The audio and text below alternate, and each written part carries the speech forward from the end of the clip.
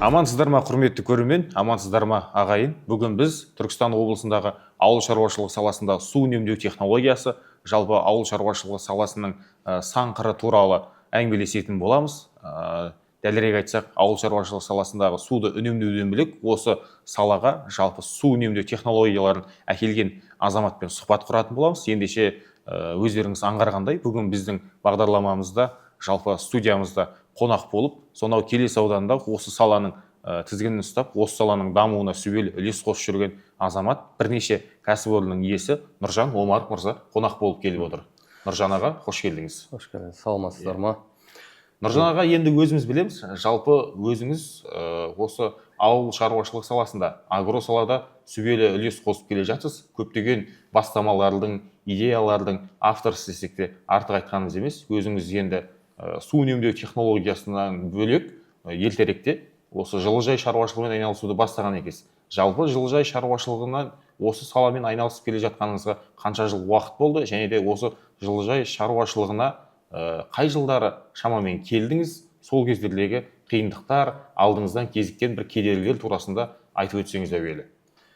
Иә, бізде жаңағы жылыжай шаруашылығымен айналысқан 30 жылдан асып кетті. 30 жылдан асып кетті. Сол 2005 жылы осы Келес ауданында, бұрынғы жаңағы Сарыағаш ауданы, қазір Келес ауданында жылыжай құрып, сол жерден жаңағы көшеттерді дайындадым мен. Сол жаңағы содан бастап көшет дайындаймыз, жылыжайдың дайын өнім дайындаймыз, жаңағы қызанағы бар ма, қияры, қырыққабат көшеттерін сол елдің бәріне қырыққабаттың әртүрлі сорттарын дайындап, біздің жаңағы күн ыстығына, суығына бейімделген жақсы сорттарды, гибридтерді дайындаймыз. Біз уже неше жылдан бері әр жылы сынаудан өткіземіз. Сол сынаудан өткендерін осы елге береміз. Сол жылдары 2005-2007 жылдары бір суық болды, білсеңіздер, сол жаңағы сол жылдары қатты қиналдық біз. 2007-ден 2008 жылы жылыжайы қатты бір суық болды. Сонда жаңағы мен өзім бір бауырым екеуміз жаңағы жылыжайды түніменен от жағамыз, жаңағы бір жарым ай өте бір қиын уақыт келді. Сонда бір айтқам мен, бүйтіп жылыжай істеп, жаңағы қиналғаннан гөрі мал шаруашылығыны істесек, мүмкін жаңағы түніміз тыныш болып ұйықтаймыз. Біз түніменен тоқтамай жаңағы от жағамыз ғой, үсіп кетпеу керек. Сонда жаңағы бір кісіге айтқам ғой, жаңағы Жетісайдан, інім, сен балам қатарсың, мен сені Жетісайдан іздеп келіп отырмын. Сонша елден келіп, сонша жерден келіп сені іздеп келіп отырмын. Сен осы көшет дайындағаннан кейін сені іздеп келіп отырмын. Соның үшін сен бұл саладан бір суық болды деп, бұл саладан кетпе. Сен одан гөрі бұл саланы дамыт деді. Содан бүйтіп ойланып қарасам, шынымен-ақ бұл сала өте бір қызық сала. Енді бұл әкелеріміз үйретіп кеткен нелеріміз бар, сонша еңбегіміз бір суық деп тастап кетсек, бәрі жұмысты бір өзінің бір қиыншылығы бар. Сол қиыншылықтардан өте білсең, кейін жаңағы өзінің бір рахатын несін көресің ғой. Сол сияқты жаңағы содан бастап мен ізденуге түстім. Шетелден басқа тұқымдарды, өзіміз жаңағы көшет өнімдерді, жақсы технологияларды, қалай көп өнім алуды, солардың бәрін ізденіп, Құдайға шүкір, сол қазір уже жылыжайымыз қазіргі таңда 5 гектар. 5 гектардың ояқпағында бізде жылыжайымыз бар. Оның жаңағы 1 гектардан астамы көшет. Жаңағы қызанақтың көшеті, қырыққабаттың көшеті, болгар бұрышының көшеттері, капуста, бәрін шығарамыз біз. Қазір мынау көп жерлерде жердің сорлылығы, соры асып, жаңағы pH, EC дейді ғой. Біздің жаңағы Келестің бойындағы су жерлер уже жаңағы көп еге бергеннен кейін, тыңайтқыш береді, әртүрлі тыңайтқыш бергеннен кейін жердің бетінде бір қабаты тұздалады. Оны жоғарылып, натриевый соль дейді, ол жоғарылап кете береді. Жылда егіп, жаңағы сол бір келкі қылып қарағаннан кейін тамшылап суғарумен не қылады, ол жылыжай ашылмайды. Қар жаңбыр жемегеннен кейін сол жер жаңағы жарамсыз болып кете береді. Соған біз қазір жаңа технология, ол уже Қытай, Түркия, Европа, жаңағы Корея секілді мемлекеттерде ол уже дамыған. Жаңағы астына жабайы қызанақтың сортын аламыз да, гибридін. Үстіне жаңағы мықты гибридті қосып, бір-біріне жаңағы будандастырамыз. Будан дейді ғой жаңағы подвой істейміз. Иә, соны подвой привой істеп, соны егеміз. Ол жаңағы жабайы тамыр болғаннан кейін жаңағы сор жерлерге өте бейімделіп, өнімділікті 3-4 есеге асырады. Жақсы, рахмет. Енді табиғи құбылыстарға төтеп бердік деп айтып қалдыңыз жаңа Нұржан аға. Енді одан бөлек енді жылыжай шаруашылығында біз білмейтін де қаншама кедергілер, қаншама қиындықтар бар. Енді осы жылыжай саласы негізінен суды үнемдеуге бағытталған шаруашылықтың бір түрі ғой. Осы соңғы жылдары бұл агросалада су үнемдеу технологиясын енгізу, су үнемдеу технологиясын қолдану бұл тек Түркістан облысының шаруаларының мәселесі емес, жалпы республикамыздағы күллі шаруалардың да бас ауруына айналдық десек артық айтқанымыз емес. Енді өзіңіз білеміз, осы су үнемдеу технологияларын шығарумен де айналысып келе жатырсыз. Дәл осы бастамаға не түрткі болды? Былай айтқанда мен 2017 жылы осы Келес пласт заводын аштым. Ол жерде 5 оборудование алдым. Біз жаңағы айтқанымдай өзімізде агро-дүкен бар. Соны былай қарасам Қытай елінен көп жаңа өнімдерді әкеліп өзімізде сатады екенбіз. Біз айттым, мен өзім ойлап, қашанға дейін біз енді шеттен аламыз, егемендік елміз, неге өзіміз шығармауға деп ой салып, осы 2017 жылы пленканы шығарамыз, жаңағы ауыл шаруашылығына арнап, жылыжайларға арнап пленка шығарамыз. Одан басқа қайта өңдеу, пленканы қайта өңдеуді қолға алдық. Оны бәр жерден полиэтилен қалдықтары бәр жерде шашылып жатады, өздеріңіз білесіздер, 100 жылдап жата береді. Соны жинап, халықтан сатып алып, қайта өңдейміз. Оған қайтадан өмір береміз, былай айтқанда. Одан басқа жіп шығарамыз жылыжайға. Оның бәрін шетелден алатын едік. Жіп шығарамыз. Сол 2019 жылы білсеңіздер, сол жаңағы пандемия кезінде мен және бір ойлап жүрген едім. 2-3 жылдан бері біз сол жаңағы тамшылап суғаруды қойсақ, су үнемдеу технологиясын алсақ деп. Маған өте үлкен бір түрткі болғаны, 19 жылдар білсеңіздер пандемия кезінде бәр жер жабық болды. Жаңағы импорт тоқтап қалды. Бәр жер, дүние жүзінің бәрі тоқтады ғой. Вот сол кезде кәдімгідей тоқтап қалды. Сол кезде біз білдік қой, мына қаншалықты біздің жаңағы өзіміздің жаңағы істеп шығару төмен екенін.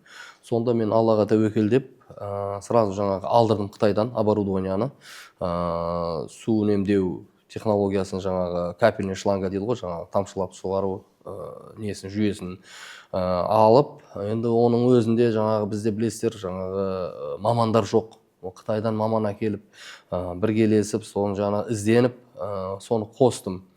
Оны жаңағы мен әкем ұста болған. Сол маған өте көп көмектер болды. Мен бұрын жаңағы диірмен, анау-мынау әкемнен көп технологиялар үйренгем. Әкем өзі мини тракторлер істеген. Мен балам қиналмасын деп, жылыжайда қол күші аздау болсын деп, өзі тракторлер істеп берген еді. Соны енді бәрі сол кісінің қасында жүріп, барлық нәрсені үйренгем ғой. Сол сияқты жаңағы производствода да барсам, әйтеуір қиындықтарды жеңіл өтіп кетеміз біз. Қытай келеді, біз жаңағы ол біреулер анау пластик деп бір ауызбен айтады, бірақ сол пластиктің өзінің неше бір түрлері бар. Неше бір түрлге бөлінеді. ПП дейді, ПЕ дейді, полиэтилен, полипропилен, HDPE, сол сияқты ол ананың ішіндегі құрамын ешкім айтпайды. Әрқайсысы әр түрлі. Ол, например, сіз барып жаңағы производительден істеп шығарудан сұрасаңыз, ол сізге сырын айтпайды. Мен өзімнің балдарыма айтам, сендер мынандай дәрежеде егер шығармасаңдар, біз ешқашан дамымаймыз. Опыттар істейсіңдер, әр түрлі жағдаймен тексеріп көресіңдер, одан кейін ғана шығамыз рынокке. Болмасам ешқашан базарға шығамаймыз. Бір қалыппен саған біреу дайындап берген нәрсемен істейтін болсаң, ол ешқашан дамымайсың. Оны эксперимент істейміз, әр түрлі немен тексеріп көреміз. Жаңағы жарылып кетпеу керек, күнге күйреп кетпеу керек. Соның бәріні жаңағы не дейді, формуласын зерттеп біреуін ұстап аламыз. Қытайдың өзі келді, мен айттым да, жаңағы өзімнің жаңағы заводта жаңағы басқаратын бір досым, жолдас жігіт. Ол айтады да жаңағы мынау бір Қытайды шақырайық дейді, или пәленшені шақырайық. Мен айтамын да, досым, бір деніне келіп қос беретін Қытай болса, біздің жаңағы сириомен, біздің шығарған сириомен қос беретін Қытай болса, біз оған 2-3 мың доллар беруге дайынбыз. Бірақ ешқашан ондай болмайды. Ол бір деніне ондай шығару үшін, ол қандай болса да маман білмейді ғой, ішіндегі жаңағы шикізатты қандай екенін. Сен өзің табасың дедім. Сол шикізаттың керекті осы біздің жаңағы неге бір болмайды, 3 күн болмайды, 5 күн болмайды, бір апта, бірақ сол шикізатты, сол жаңағы формуланы тауып аласың, одан кейін сол формуламен жұмыс істейсің. Жоқ, Құдайға шүкір, қазір өте жақсы, әлиға су алдық, өте керемет. Қазір мынау уже 3-4 жыл, 5 жылдан бері жұмыс істеп жатыр. Елдің бәрі алып, уже ризашылығын айтып жатыр. Былайша айтқанда Нұржан мырза, бұл жалпы су үнемдеу технологиясы сіздер шығарып жатқан тек ауыл шаруашылық саласында емес, қоқысты қайта өңдеу саласына да үлес қосып жатқан секілді ғой. Иә. Ол онда қазір өзіңіз көріп отырсыз ғой. Қазір мынау су үнемдеу саласында мен Испанияда болдым. Ол жерлерде көрдім. Мынау Испаниядағы жылыжайшыларда жаңағы айтып жатыр. Бізде су өте қымбат дейді. Біз әлде де осы судың қадірін біліп отқан жоқпыз. Беймарал арықтап суғарып, оны неғып жүрміз. Испания, мына Қытайда кешегіде барғанда 2 рет бардық. Ешқандай мынандай арықта су ағып жатқан нәрсе жоқ оларда. Ол былайда 5 гектарды суғарғаннан гөрі, жаңа мынандай бір арық сумен, одан гөрі 50 гектар суғарады. Көрдіңіз ба? Қаншалықты дәрежеде суды үнемдеп, қаншалықты дәрежеде өнім алып жатыр. Түсініңіз ба? Бос жерлердің өзі жоқ. Кішкентай жерлерден жақсы өнім алып жатыр. Ол жаңағы үстіне жаңағы біздер осы 2011 жылы Украинада болғанда көрген едім. Капельный шланган жаңағы тамшылап суғару қойған, үстіне полиэтилен пленка салған. Оның өзінің пайдасы 2 есеге көбейеді екен. Ол астына тамыр жүйесі жақсы дамиды, суды үнемдейді, су ішіп кетпейді. Көрдіңіз ба? Қытайларда да мақтаны да, басқаны да көпшілік кешегіде жүгеріні көрдім. Жаңағы қант қызылшасын егіп қойған пленкамен. Су ішіп кетпесін. Суды үнемдеу технологиясы оларда өте қатты дамыған. Өздеріңіз білесіздер ғой, біздер енді былай айтқанда бір керемет жерде тұрамыз. Біздің Түркістан облысы бекерден бекерге жаңағы көп елдерден бізге жаңа инвестиция саламын деп жаңағы Қытайлар, басқа елдер жаңағы түріктер келіп жатқан жоқ. Біз былай айтқанда жәннат жерде тұрамыз. Бірақ соның қадіріне жетіп, егер действительно қазірден бастап жұмысты бастасақ, біздің Түркістан өте потенциалы жоғары. Өте жоғары. Бізде жолымыз да ыңғайлы, халқымыз да еңбекқор. Тек қана әрекет қылып, жұмысты жоспарын дұрыстап істейтін болсақ, мемлекеттің өзі қолдап жатыр. Біздің мемлекет сияқты қолдап отқан мемлекетті мен көрген жоқпын. Бір жерлерде жаңағы жер берсе де, жаңағы план қойып қояды. Мынанша план төлейсің, мынанша су аласың, мынандай қып істейсің. Бізде саған мына жер пайда қыл, мына жақсы пайдалан, көгерт. Бізде өкінішке орай ондай жерлеріміз өте көп қой, бекер жатқан. Сол сияқты солардың бәрін егер игеріп, солардың бәрін сол жақсы жағына сол өнім алатын болсақ, біздің жаңағы потенциал өте жоғары. Жеріміз өте үлкен. Жаңа Голландияны айтайын, мен Голландияда болғанбыз. Голландияда жерін білесіз ғой, картадан көрген шығарсыз. Жері теңіз деңгейінен төмен. Өз көзіммен көрдім мен. Оларда жаңағы жер байлығының өзі атымен жоқ. Бірақ сол жерді бүйтіп дамба істейді екен, неше километрге дамба істейді да, сол дамбадан суды, неше миллион кубометр суды насостармен шығарып тастап, сол жерлерді пайдаланып жатыр. Сол Голландия қазір көкөніс өндіруден көшбасшы мемлекеттер. Көшбасшы, кішкентай ғана мемлекет, көкөністің түр-түрімен соны жаңағы зерттеп қолға алған мемлекеттің ең жоғарыдағы мемлекет. Ол зерттеп жаңағы былай айтқанда диқан мемлекеттер көп қой, өте көп. Бірақ ол Голландия енді соның жаңағы генетикасын бәрін зерттеп, көкөністің кішкентай жерден көп өнім алуды, біркелкі өнім алуды, бір сорттар бар жаңағы білесіздер ғой. Бізде резкий континентальный климат, бірдене суық, бірдене ыстық болып кетеді ғой. Бірдене егер суық түссе, сәбіздерде, ол гүлдеп кетеді. Вот соларға төзімді сорттар шығарғаннан кейін біздің жаңағы оңтүстікте сондай гибрид, былай айтқанда гибрид сорттарды егіп жатыр. Бір-екі перепаттарда ол гүлдемейді. мүлдем гүлдемейді. Көрдіңіз ба? Ол жаңағы ізденбесек, тек жаңағы өзіміз мал шаруашылығымызда бұрынғыдай жасай беретін болсақ, заманнан қалып кетеміз. Соның үшін біз елге қарап, басқа елдерге қарап дамимыз десек, өзімізден бастап әрекет қылуымыз керек. Мен соны білдім. Бұл бір жерден бізге келіп, мынау жаңағы істеп береді деп күтудің қажеті жоқ. Әрбіріміз өзімізден бастауымыз керек. Мен соны көзім жетті. Бір жерден қараймын ба, мен олардан сразу керек жерімді аламын. Мынандай істесек болады екен ғой.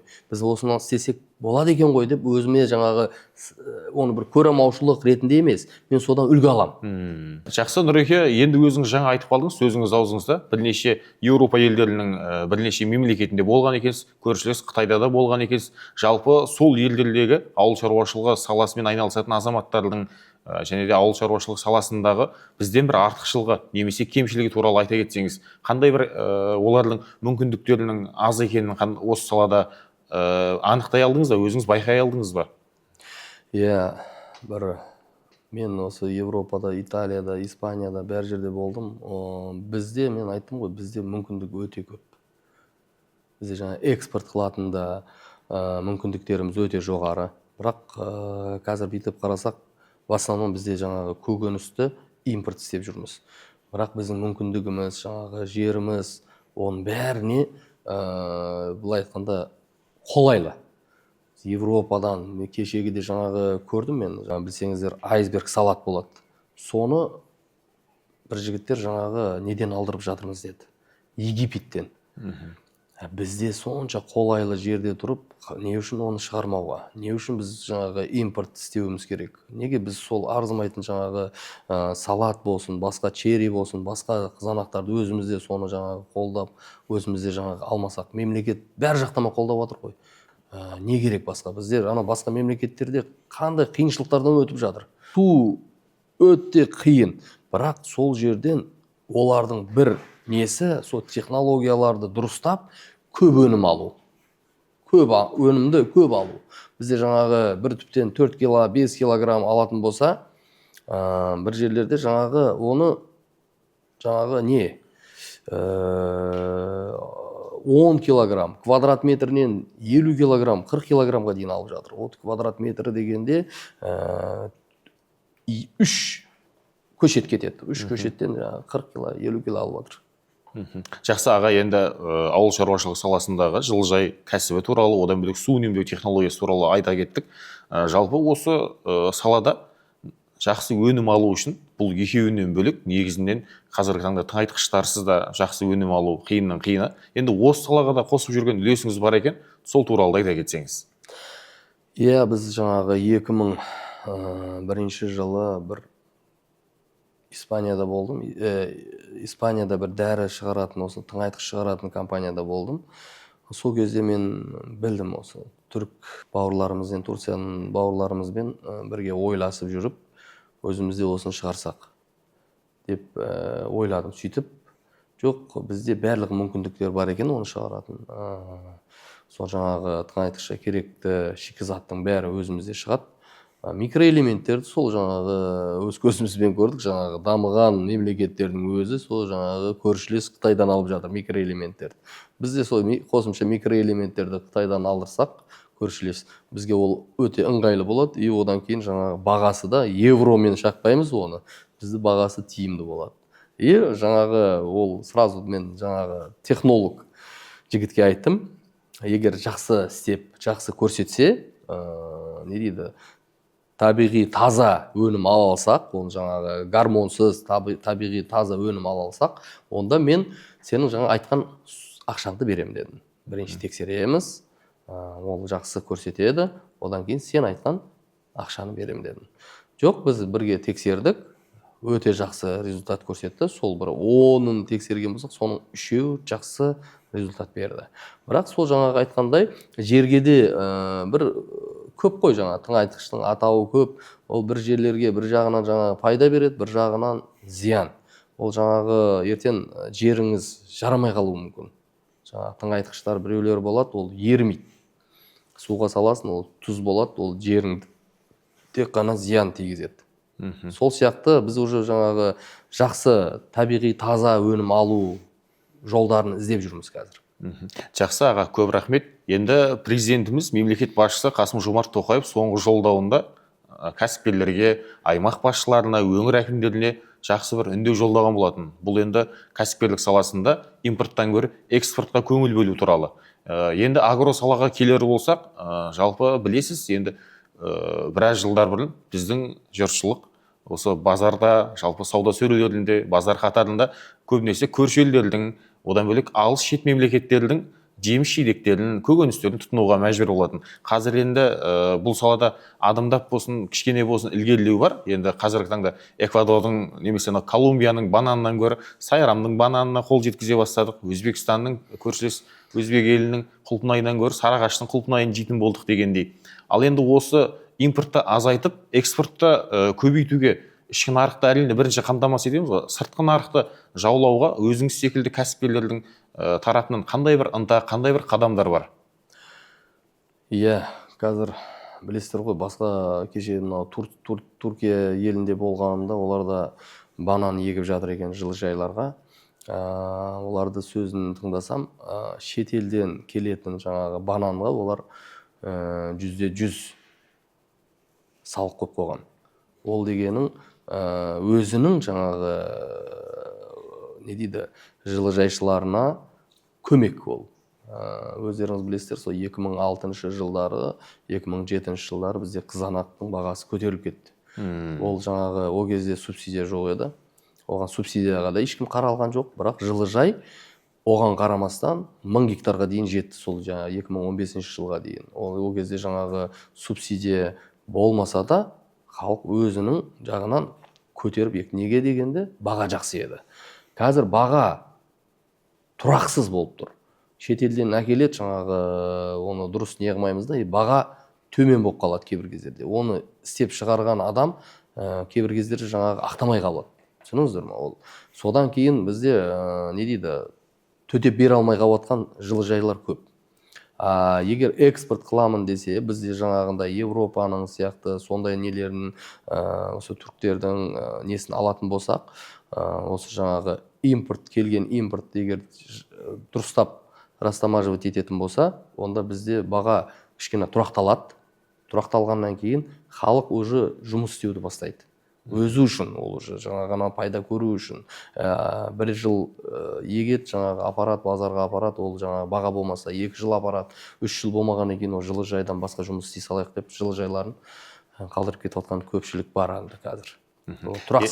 Тұрақсыз болып тұр да, бағаларды көріп жатсыздар ғой, бір баға былай болады, бірден түсіп кетеді, ол түсіп кеткеннен кейін ол қысыменен от жағамыз, оған не қыламыз, расходтары бар ғой, соны көтермей қалғаннан кейін көпшілік жаңағы жылыжайшылар тастап кетіп жатыр. Бірақ бізде әлде де жаңағы мемлекет, ол жаңа айттым ғой, барлық нәрсенің өзінің бір қиыншылығы бар. Ол қиыншылық тек бізде емес, көп елдерде бар. Оған қарамастан, оған ешқандай қараудың қажеті жоқ. Дамыта беруіміз керек. Біз біз білетін едік, біз кәрістерді көп жаңағы пияз егетін.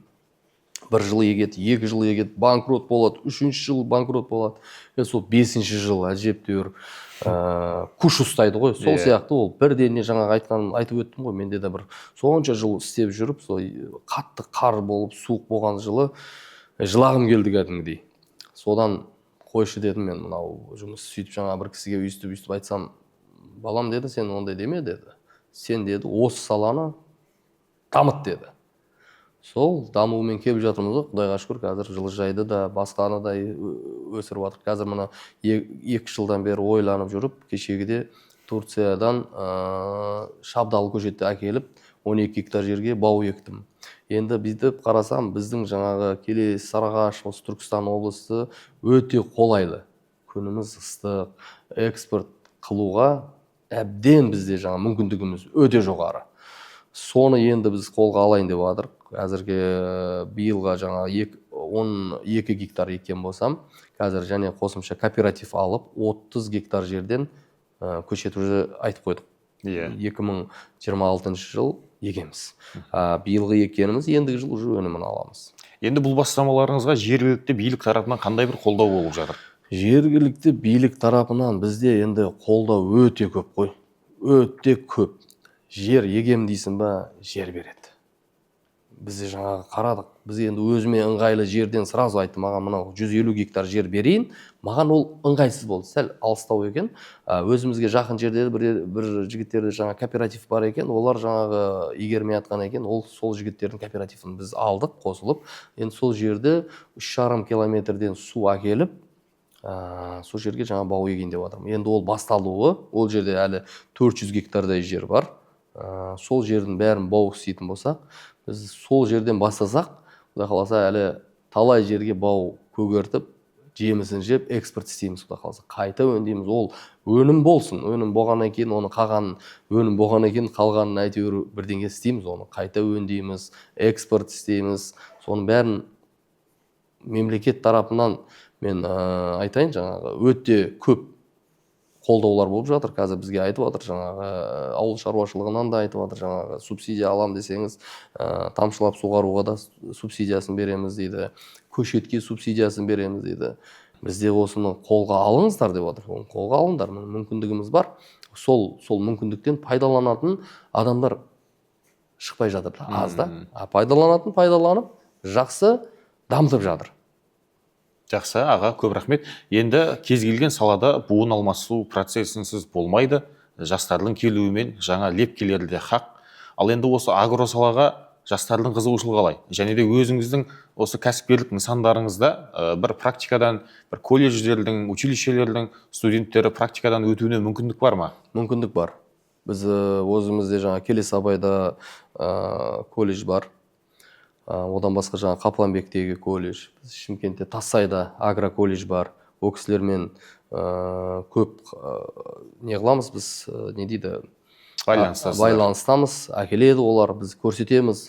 Мен өзім ерінбеймін, бір жерден іздену болатын болса, қай жер болса да, Қытай болса да, Корея болса да, мен ешқандай ерінбестен барып, сол жердің жаңалықтарын көріп, біздің елге әкелуге тырысамын.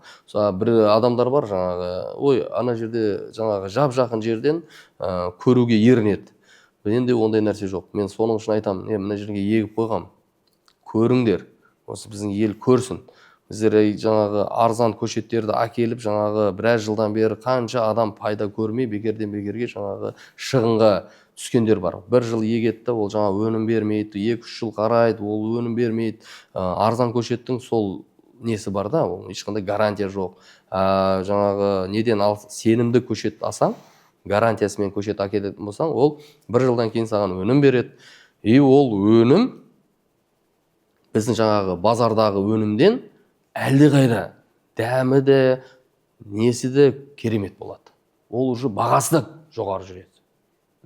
Жақсы, Нұржан аға, енді өзіңіз бірнеше осы агросаладағы бірнеше кәсіптің басқасында жүрген азаматсыз. Енді алдағы жоспарыңызбен бөлісіп өтсеңіз. Менде қазір өте көп жоспарлар бар. Қазір осы жаңағы қайта өңдеуді қолға аламыз деп жатыр. Қайта өңдеуді. Қазір мынау бау-бақшаға кірдік қой енді. Сол бау-бақшаны өте сол төңіректі өзімнің осы Түркістан облысында дамытсақ деген ойымыз өте жоғары. Осын кешегіде әбден көрген мен, анау Турциядан аған көшеттің астындағы подвойы, ол жаңағы сор жерлерге өте тез бейімделіп, өте тамыр жүйесі мықты болады екен. Енді қазір біз көшетін алып жатырмыз оның. Ол инвитро деген лабораториядан шығады екен. Кәдімгі көзден алады да, көзде жаңағы кішкене ампулаға салып, соны 6 ай бойы сол жерде дамытады. Одан кейін жылыжайда қызанақ секілді егіп қояды. Әр жерге егіп қояды, сол және 6 ай тұрады. Ол өте нәзік жұмыста, сондай лабораториясын өзімізде қойсақ деген ойым бар. Соны өзі жаңағы көріп жылдан жылға су тапшылығы келіп жатыр. Суды аз талап ететін өнімдерді өзімізге осыны лаборатория қойып, осы жерде зерттесек деген ойым бар менің, қазір жоспарларым бар. Қазірден өзіде уже 2-3 жерден көрдім. Қазір өзімізде мынау Қазақ-Түрік университетінде профессорлермен бірге сол жобаны көрем. Кешегіде жаңағы Түркиядан келген бір досымыз бар. Сол менде ойласып, сол жоспарды ойласып жүрміз. Енді осы жерге жаңағы лабораториясын қойсақ, қашанға дейін енді Турциядан көшетін әкелеміз оны.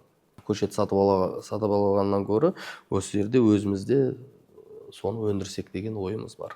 Нұржан аға, ендеше жылыжайда жаңа бірнеше көкөніс түрін өндіретініңіз туралы айтып кеттіңіз. Дәл осы өнімдерді экспортқа шығаруда қандай бір қиындықтар бар? Логистика саласы енді бізде осы өнімдерді экспортқа шығаруға қандай бір мүмкіншілік береді екен? Батыс Европа, Батыс Қытай жол өте бір керемет бізге мүмкіндік береді. Қазір біздің жаңағы өнімдерді осы Европаға болсын, жаңағы Ресейге болсын жеткізуге барлық мүмкіндіктеріміз бар. Өте бір қолайлы жерде жайғасқанбыз ғой біз. Жаңағы мына өзіңіз көріп отырсыз, мен 2015-2016 жылдары біз қызанақты Ресейге, бізде қазір қауын бар, басқа да өнімдерді Европаға дейін келіп жатыр. Европаға барып жатқан өнімдер бар, жаңағы пияз өнімдері барып жатыр. Ол жолдың, мына логистиканың қаншалықты маңыздылығыны, оны атамыз оны қанша жыл бұрын есептеп, реттеп кеткен. Оның жолың дұрыс болмаса, бәрі бекер. Соның әзір бізде барлығы мүмкіндігіміз бар. Бізде ешқандай ол жаңағы бір логистика болсын, басқа болсын, бізде жаңағы мүмкіндігіміз өте жоғары. Сол мүмкіндіктен дұрыстап пайдалансақ болдық қой. Оның үстіне біздің мемлекетіміз кезіндегі ұлы сауда керуені Ұлы Жібек жолының бойында орналасқан. Дәл осындай енді шығыс пен батысты байланыстырған үлкен жол айрығы болғанда білеміз. Енді қазіргі таңда осы сауда қатынасына Батыс Еуропа, Батыс Қытай тас жолы үлкен мүмкіндік береді дейсіз ғой? Иә, өте керемет мүмкіндігіміз бар. Бір мемлекеттерді көреміз, ол мүмкіндік оларда жоқ. Құдайға шүкір, сол мүмкіндігімізден дұрыстап пайдалануымыз керек қой. Былай айтқанда жерімізде бар, жаңағы жолымызда, жерімізде мемлекет жаңағы істеп жатқан жаңағы еңбекші, еңбекқор халқымызда бар. Просто дұрыстап жолын таңдап, дұрыстап істейтін болсақ, біздің еліміз дамып кетеді. Ол жаңа айтып өттім ғой сізге, жаңағы Голландия секілді бізде қиындықтар жоқ қой. Жаңағы көздеріңіз көріп отырсыздар, кішкентай жаңағы халқы аз мемлекеттер бар, жерлері кішкентай, бірақ экспортын бүйтіп қарайтын болсаң, көкөніс экспортының өзі бізден әлдеқайда жоғары. Бізде сондай мүмкіндік болып тұрып, сол мүмкіндіктен дұрыс пайдалана алмай жатырмыз. Енді жай-жай болады, бірақ жай-жай дегенде ол қашан болады? Соны қазірден бастауымыз керек қой. Қазіргі мына жастар бірден жаңағы байып кетсем дейді, ондай емес. Осындай жаңағы жобаларды дұрыстап істейтін болса, жаңағы ауыл шаруашылығында не көп, мүмкіндік көп. Жақсы, көп рахмет Нұржан мырза. Ендеше ойға алған жоспарларыңыз алдағы уақытта орындалуына әрдайым тілекшіміз. Қымбатты көрермендер, бүгін біздің студиямызда қонақта агро салада жылыжай кешендерін, одан бөлек су үнемдеу технологиясын және де тыңайтқыштарды өндіріп жүрген Нұржан Омаров мырза қонақ болып келген болатын. Өздеріңіз жаңа байқағандай, біздің мейманымызбен осы саладағы көптеген кедергілер және де жетістіктер, қандай бір мәселелер бар, сол туралы сұхбат жүргіздік. Ендеше Нұржан Омаров мырза бүгін біздің студиямызға қонақ болып, бүкпесіз пікір білдіргенің үшін алғысымызды білдіреміз. Сіздің кез келген бастамаңызға сәттілік тілейміз. Рахмет. Ендеше қымбатты көрермендер, сау сәлеметте жүздескенше.